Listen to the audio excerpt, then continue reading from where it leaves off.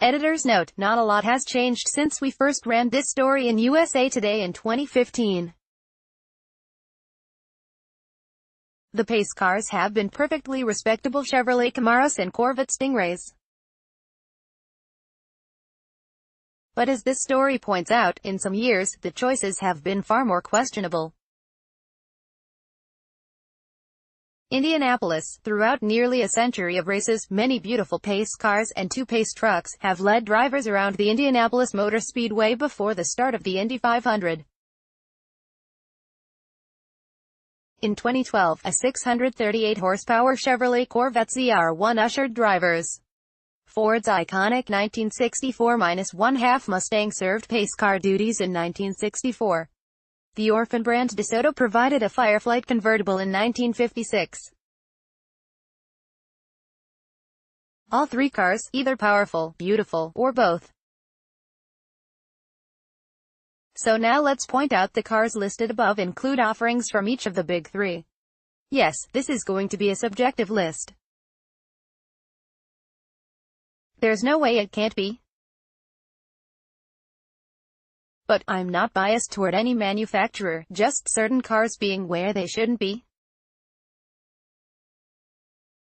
With today's running of the Indianapolis 500, here are the 8 worst Indianapolis 500 pace cars, starting with the absolute worst. 2003, Chevrolet SS Revan. A commercial directed by Michael Bay couldn't garner sales for this ugly monstrosity.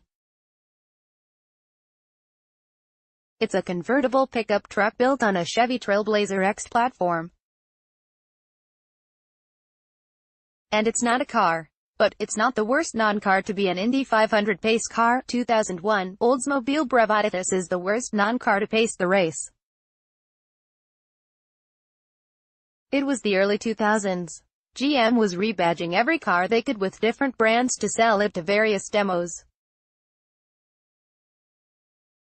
The idea to stop production of the Oldsmobile brand came just 2 days after the Bravada was released.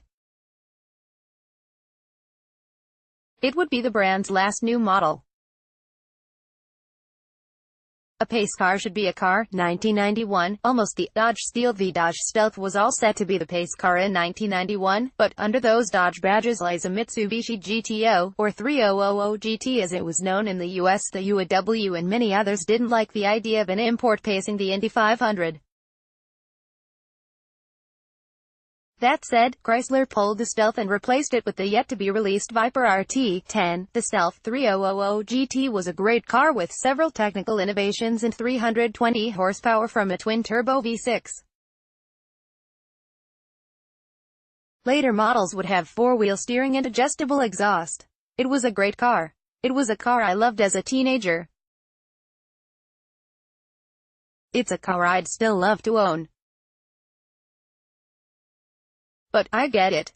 The Indy 500 pace car should be an American car.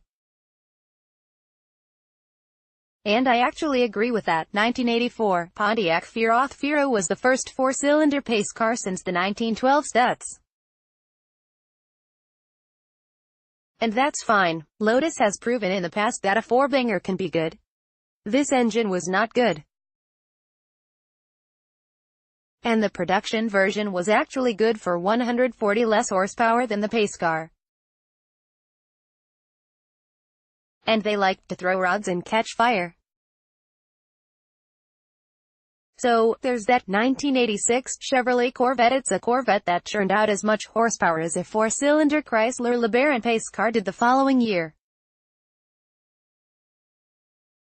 Let's just move on. 1990, Chevrolet Barrett. A convertible version of a Chevy Beretta seems like a great idea. This popular car, that seemed to go unchanged for its life, probably would have sold really well with a soft top. But this one-off had so many issues it was never offered for sale to the public. 1987, Chrysler LeBaron. It pains me to put this on the list. I have owned two LeBarons and loved both. I have owned a car with Chrysler's 2.2 turbo engine and enjoyed finding more power in it until I'd ultimately blow a head gasket. Even after being touched by automotive god Carroll Shelby, this LeBaron still looks like the car I'd take on leisurely drives along the Rock River to see the leaves changing each fall. I like it, but I'm outnumbered. 1985 Oldsmobile Cal as the actual car used for the parade and race was the convertible version. Like the Beretta, it was never sold. My high school girlfriend had a Calais.